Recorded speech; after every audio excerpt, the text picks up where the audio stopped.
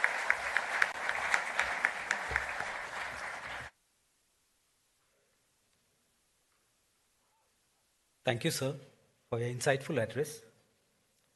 Now we have a shortened question answer session time. We'll request our Dean Programs, Professor Rahul Day, to conduct the interactive session.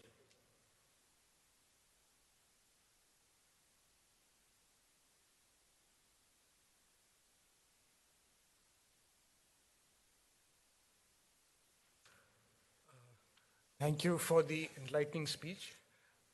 We had requested some of our students and alumni to submit some questions in advance.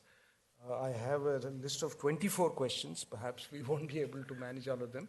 I will read out a few of them and I'll request you to answer.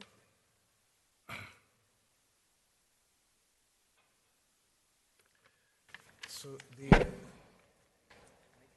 Pen. Small pen. Yes, sir. So the first question is from one of our EPGP students, Jayant Yadav. He is asking, what was your biggest challenge as governor of West Bengal and how did you overcome it? Well, I think the answer is in public domain, but I'll give it right now. When I had the vice presidential contest, my very good friend, Margaret Alwaji, was my opponent. She was member of a delegation which I led to European Parliament in 1990. Our former Prime Minister Atal Bihari Vajpayee was also its member. It was a privilege and honor for me to know the lady. I have very high regard for her and had a dinner meeting with her yesterday. She asked me a question. I was Governor State of West Bengal. If you go by the narrative in public domain, I was at loggerheads with the Honorable Chief Minister. That is the narrative. Now, having been married to such a powerful lady, can I be against her gender? No. She was at loggerheads. She had a powerful squad of MPs. It was an occasion for her to oppose me. Did she oppose me? No, sir. Mamta ji did not oppose me in vice presidential race. She did not cast votes in favor of Margaret Alwaji. She abstained. I was the gainer. And it was on two planks. I, as Governor West Bengal, was not a stakeholder in politics. And I mean it. I was a stakeholder in governance. All that I did was in writing. And I never ignored a personal request of the Honorable Chief Minister. But then we have to go by perception. 85% of snakes are not poisonous. Perception is they are. So it was a tough schedule. I did all I could do within the limits of Constitution, and the vindication was Mamtaji's squad not voting against me. Thank you. Thank you. Another question has come from a PGP student, Rahul Manikam. His question is, of late, the Lok Sabha seems to be increasingly utilizing the money bill provision to bypass Rajya Sabha scrutiny. Doesn't it erode the power of Rajya Sabha? Is Rajya Sabha still relevant in the contemporary parliamentary discourse? What are your views on the same? It's a very good question. And I addressed this question in my maiden address to Rajya Sabha. It's a very, very intelligent question. And I'll tell you why the question is very intelligent. Rajya Sabha doesn't make or unmake government. Lok Sabha does. And Rajya Sabha doesn't have any control over money bills. The question is very intelligent. But when framers of the Constitution thought of Council of States, under the Constitution, Rajya Sabha is known as Council of States, known as Upper House also, House of Elders. The idea was that we must have in democracy a body that is permanent. Lok Sabha is not. You may suddenly find Lok Sabha dissolved, elections ordered. Rajya Sabha is permanent. It will always be in existence, which means it spinally takes care of the essence of our democratic values, that we shall never have a vacuum of democratic essence in our governance, number one. Number two, in Rajya Sabha, by virtue of members being there, and 12 are nominated, they are nominated by the Honorable President. P.T. Usha is one of them. Sachin Tendulkar ji was earlier there, nominated. So Rajya Sabha relevance is very qualitative. The level of debate is very high. Now, I'll share it with you. I have engaged in due diligence, going behind the profile of every member of Rajya Sabha. They are very talented. They come from best of institutions, IIMs, IITs, Ivy League universities, Harvard, Wharton, Stanford, London School of Economics. They are leaders in industry. They are leaders in journalism. And we do have about 10 distinguished senior advocates. My tribe, Honorable Chidambaram ji, Honorable Kapil Sibal ji, Abhishek Singhvi ji, Vivek Dhankhar ji, Wilson ji, we have a number of them. Problem is that they speak more outside Rajya Sabha about parliament than inside. So while the question is well-meaning, we are doing everything, sir, to see that the concept emanating from the founding fathers of the Constitution about Rajya Sabha and its relevance is there. Then second part of the question, other than money bills, Rajya Sabha has a say. Which means you have another point of view, another theater where things could be debated. And third, when constitutional amendments take place, Rajya Sabha has relevance. I can inform the young friends here, in constitutional amendments of certain nature, even the state assemblies have relevance. Not in all, in some. So according to me, Rajya Sabha constitutes spinal stability of our democratic polity. Thank you. Thank you. This question is from Debasmita Banerjee. She is a PGP EM student. How is India going to balance the trade-off between sustainability and infrastructure advancement? Well, first, going by the surname, I believe she is Bengali, therefore, Namaskar. Actually, this question relates to all of us. And for shortage of time, I didn't dilate on this. I'll respond now. When we think in terms of trade deficit, he's more aware of it, that we have $100 billion trade deficit with a particular country. I'm on sustainability.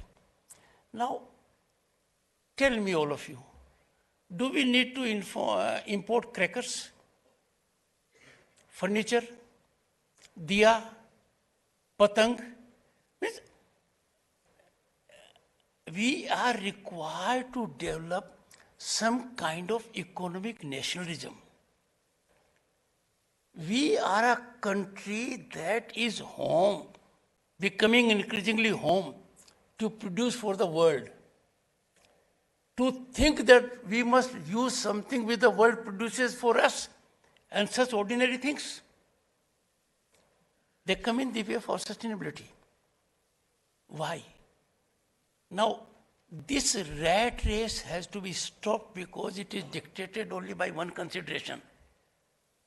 सस्ता मिलता है, अरे सस्ता मिलता है पर देश के लिए बड़ा महंगा पड़ता है. So that is something.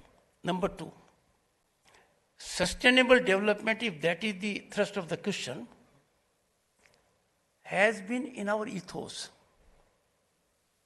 If we go back to our civilizational ethos of thousands of years, we believed that we don't endanger the planet.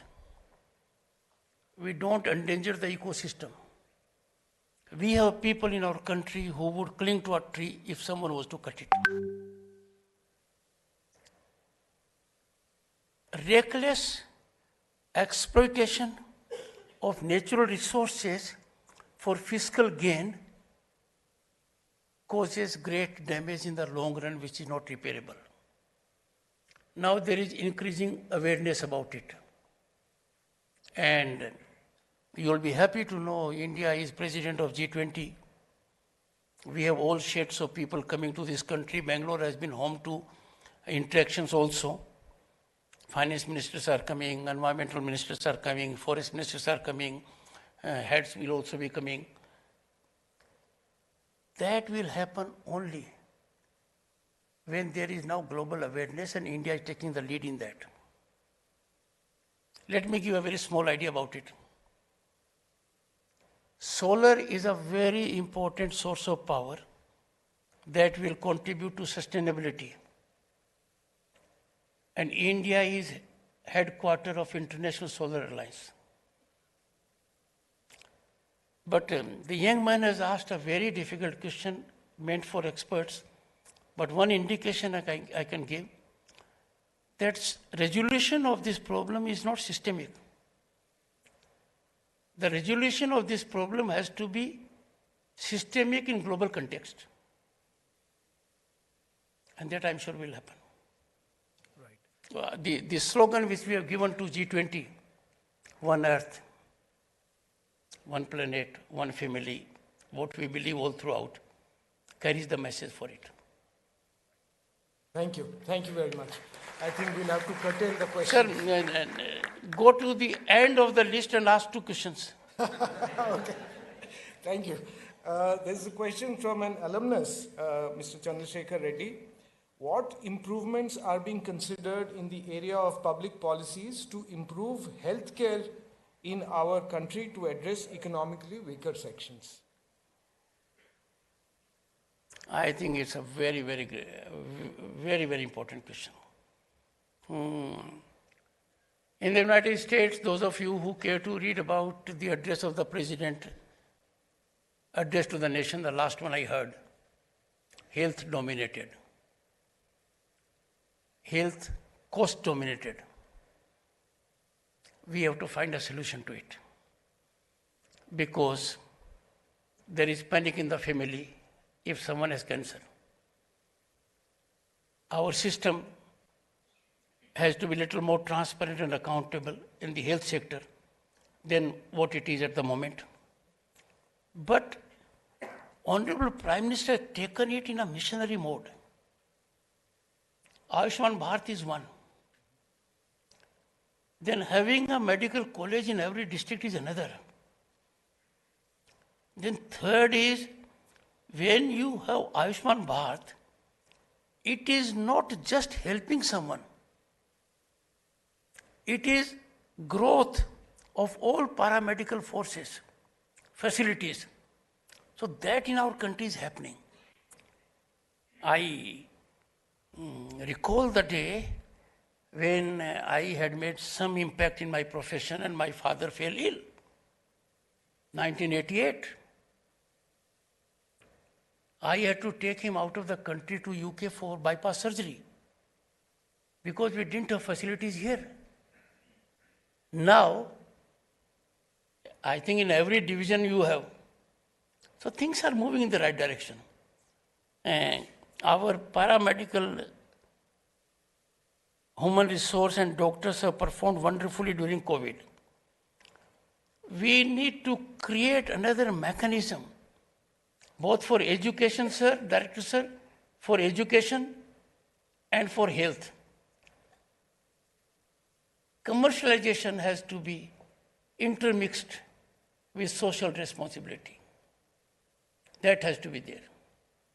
And our age-old concept of hand-holding, which I saw as Governor West Bengal.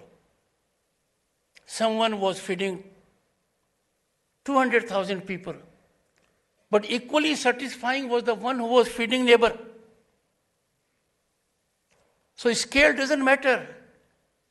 Spirit and intent does matter. But something is being done, and I'm sure things will look up dramatically in this time. Last, sir. Last question. Okay. So, how, this is from Gautam, he's a PGP EM student, saying, how has the role of the Vice President of India evolved in Indian political scenario over the last few years?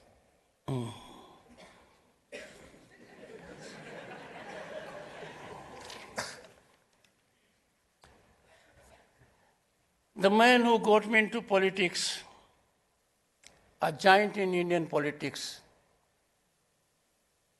one was Chaudhry Devilal ji, another was Bharu Singh Shekhawat ji.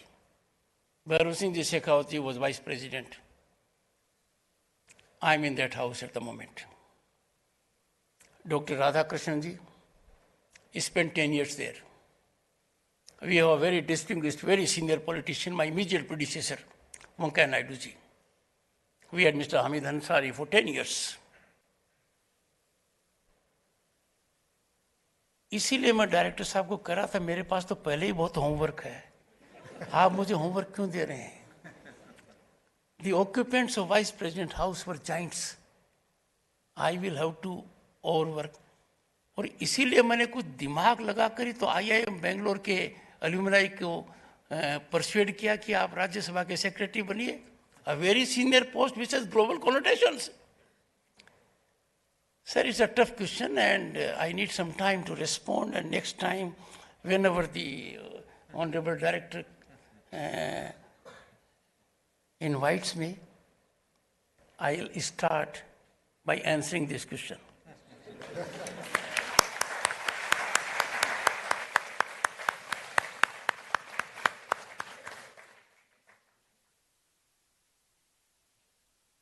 Thank you, sir.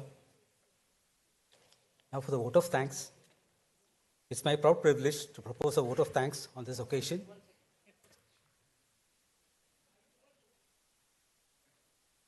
I told you I have a very difficult wife. And I also told you she's more educated than I am. And she did her PhD from Vanasri Vidyapith. She says I created hurdles. Well, I can assure her if I meant to create, she may not have got it. But then she got it.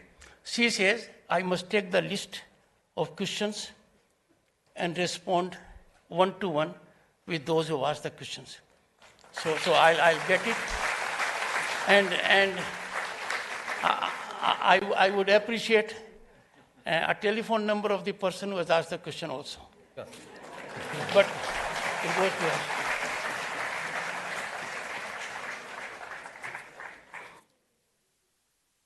I, on the behalf of the entire faculty, staff and students of IIM Bangalore, and on my own behalf, extend a very hearty vote of thanks to the Honorable Vice President of India, Shri Jagdeep Dhankhar ji, Honorable Governor of Karnataka, respected Dr.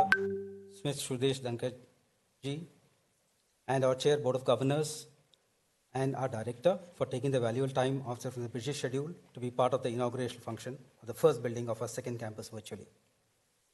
A big thank you to the Honorable Vice President of India, Shri Jagdeep Dhankhar ji, Honorable Governor of Karnataka, Shri Thawarchand Gehlot ji, for sharing their thoughts on this momentous occasion. We also would like to thank the Honorable Vice President for providing an opportunity for the students, faculty, and staff for interacting with him. Our heartfelt thanks to the architects, PMC, and the numerous other vendors for bringing this project to a completion despite the multiple challenges faced during the pandemic. A big round of applause to them. The representatives are here with us. Could you just raise your hands, please? Well, ladies and gentlemen, an event like this cannot happen overnight, and support from all departments of IIMB.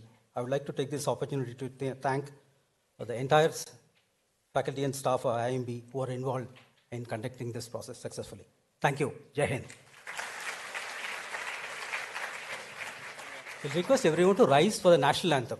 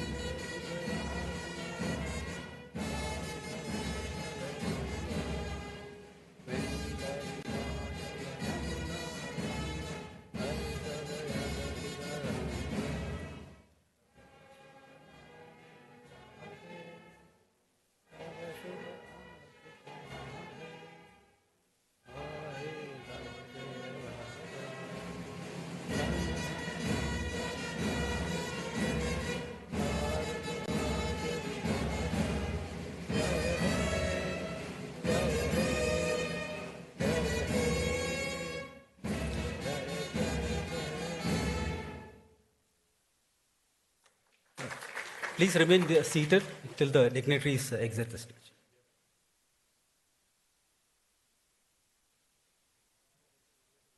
Thank you, sir.